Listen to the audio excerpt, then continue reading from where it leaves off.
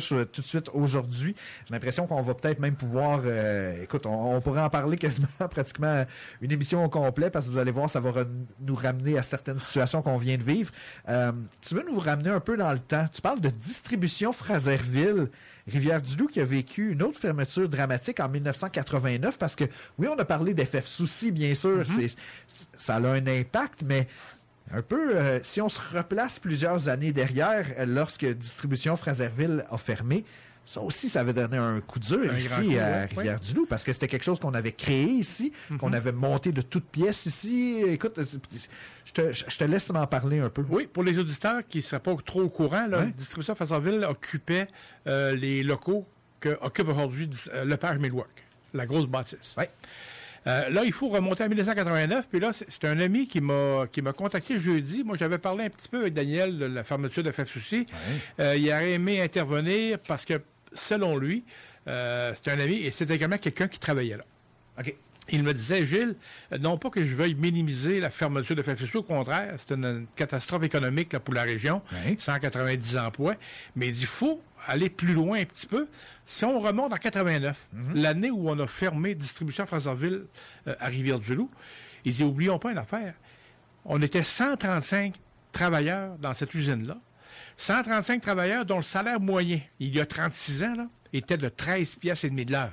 13 piastres et demi en 1989, là. 1989. Tu faisais des grosses gages. Il dit, juste pour te donner un petit peu une idée, là, il dit, un panier d'épicerie, full. Ouais, plein, là, pour une famille. Un plein panier d'épicerie. Panier d'épicerie avec la viande. On payait ça 35 piastres. Fait que là, 3 heures de travail, toute ton épicerie pour la semaine éclairée, il t'en restait encore 32 à faire. Bon. Mais il dit, ce qui est encore de plus dramatique là-dedans, la fermeture de Distribution Fraserville, la moyenne d'âge était en bas de 30 ans. 135 travailleurs en bas de 30 ans, là. Alors, il dit que là-dedans, il y avait des couples. Il y avait tous des jeunes de 20, 21, 30 ans. Des jeunes qui consommaient. Il dit, on achetait des meubles, des autos, des maisons. On commençait nos vies, là, pratiquement. On avait 2 bons emplois solides. On faisait des bébés. Regarde, c'était l'économie qui roulait à fond de train. Et il dit, l'impact économique là, est aussi vaste que ce qu'on connaît avec la fermeture de FF Souci. Il vient nous dire également que, suite à cette fermeture-là, il y a quelques travailleurs qui ont migré du côté de Alphonse Lepage, qui est devenu Lepage Millwork au fil des ans, chez Prelco également. Et il y en a qui ont été transférés à Québec pour la même entreprise. Oui, c'est ça, parce que ça a été vendu, racheté, les bureaux qui ont été transférés du côté de Québec. C'est ça qui a amené la perte d'emploi là, à ce moment-là. Et même si les travailleurs de Rivière-du-Loup qui avaient accepté le transfert à Québec l'ont fait au même salaire qu'ils gagnaient ici. C'était l'économie que tu déménageais, c'était de l'argent que tu déménageais hors région. Et on dit que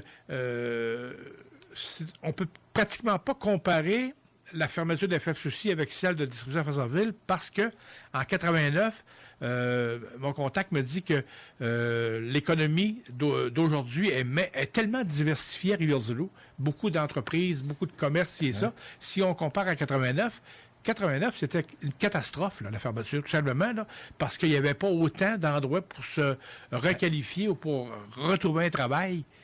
D'un, tu n'avais pas la même population que tu as aujourd'hui. En 1989, là, on était moins 135 personnes dans une communauté qui perdent leur emploi. Puis on diminue pas ce qui est arrivé à FF Souci, là. C'est important de le dire. C'est juste se replacer, se rappeler, se recadrer dans le temps. Je me place en 1989 à une population moindre ici à Rivière-du-Loup, à une économie moins développée. C'est arrivé aussi avec le temps. Là. Regarde, on le sait, c'était quoi l'économie dans le temps? Ça a dû frapper fort. Puis tu peux pas les récupérer. L'économie n'est pas encore assez développée. On n'a pas les reins solides pour juste récupérer 135 travailleurs comme ça qui arrivent en même temps. Là. C'est exactement l'expression qu'a employé mon contact. Il dit que comparativement à 1989, ça avait frappé moyen à cette époque-là. Si on regarde aujourd'hui versus 89, ça avait frappé moyen. Et puis, même l'individu en question me dit que il y avait un petit groupe de travailleurs à l'époque qui s'étaient rassemblés et qui avaient été rencontrer le maire de l'époque, Jean-Léon Marquis, de même que le député André Plaude, pour tenter de racheter la bâtisse. Un groupe de travailleurs voulait racheter la bâtisse de Distribution Fraserville pour une relance sous forme d'une autre entreprise. Et finalement, on avait essayé, mais pour avoir des conseils, puis c'était vraiment hors de possibilité, hors de coût. Mais cet événement-là, le contact me le disait, regarde, là, ça a été catastrophique à l'époque.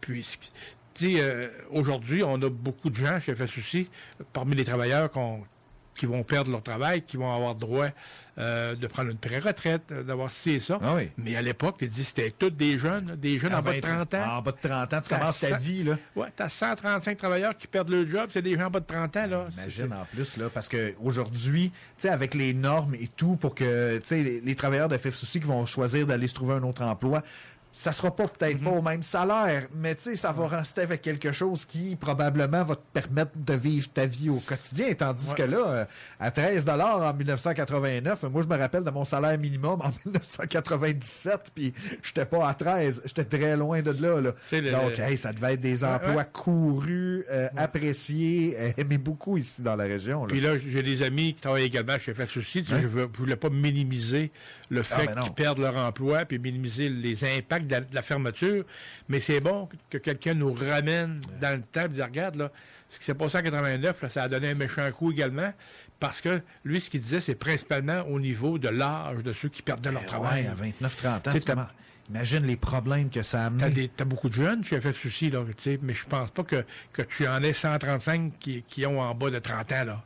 Chez FSUC? Regarde, la majorité, non, je pense pas. Mais en fait, c'est ça qu'on voulait mettre je trouve ça en ligne. Puis tout ce qu'on va souhaiter, c'est qu'on soit encore 35 ans sans avoir une catastrophe économique de même avec la fermeture d'une entreprise majeure à Rivière-du-Loup. Mais j'ai trouvé ça bon que mon contact m'appelle et dise, regarde, là, t'étais là, Gilles, moi j'étais journaliste à l'époque. Ouais. Et il dit, regarde, là, ça a dû être quelque chose, ça. Ça a été un bon électrochoc, là. Un électrochoc, puis tu as eu des... lorsque tu sais que tu as des jeunes là-dedans qui venaient de contracter des emprunts hypothécaires, se construire une maison, et là, on se retrouve sans travail, et surtout, les deux membres du couple travaillaient au même endroit. Déjà que les deux travaillaient, 1989, là, ça commençait à être un petit peu plus progressiste. Là. C'est correct, les deux pouvaient aller chercher un travail, imagine, à 26 de l'heure. Tu sais, combiné, là, à 26 en 1989, tu avais le droit d'aller à la banque, puis tu avais le droit d'aller regarder le monsieur banquier, puis te dire, va t'apprendre celle-là, puis va t'acheter ce char-là, puis les meubles, tu le disais tantôt, les enfants, puis il n'y avait pas de limite. Là. C'est intéressant, puis... Bon, moi, je vais être franc avec toi, Distribution Fraserville, j'habitais pas ici, mais bon, j'ai appris à connaître depuis quelques années. Quand même toute une histoire derrière tout ça pour ceux qui ont fondé l'entreprise. Qui ont fondé ça, qui l'ont vendu, qui l'ont amené au point où ça a été capable d'être. C'est une belle histoire de succès parce que on l'a vendu, là. T'sais, on n'a pas mis la clé dans la porte. On a vendu à quelqu'un qui, lui, a décidé de déménager du côté de Québec par la suite. Là. Donc, à la base, tu comprends, on peut rêver. On se dit, si cette entreprise-là n'avait pas fermé et qu'elle avait continué à prospérer, qu'est-ce qu'elle serait devenue aujourd'hui? Peut-être un monstre dans le parc industriel. Peut-être un monstre, peut-être un siège provincial de la pharmaceutique et de la distribution ici, là, à Rivière-du-Loup. Mais bon, regarde, c'est des décisions, c'est des affaires. Ça, il n'y a pas de problème avec ça.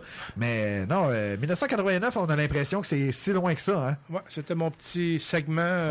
On doit se souvenir de... Devoir de mémoire fait pour aujourd'hui, Gilles. Ça, c'est... on va faire... Le crochet est fait sur la feuille. Kevin qui nous est arrivé avec ça aussi ce matin. C'est vrai que c'est plaisant, puis je reviens toujours à cette discussion-là. Mais bon, la ville de Témiscouata-sur-le-Lac qui y est arrivée. Une patinoire finalement aménagée à proximité du centre récréatif PGR dans le quartier Notre-Dame-du-Lac. Je ne sais pas si tu as vu les images ce matin. T'sais, on n'est pas allé dans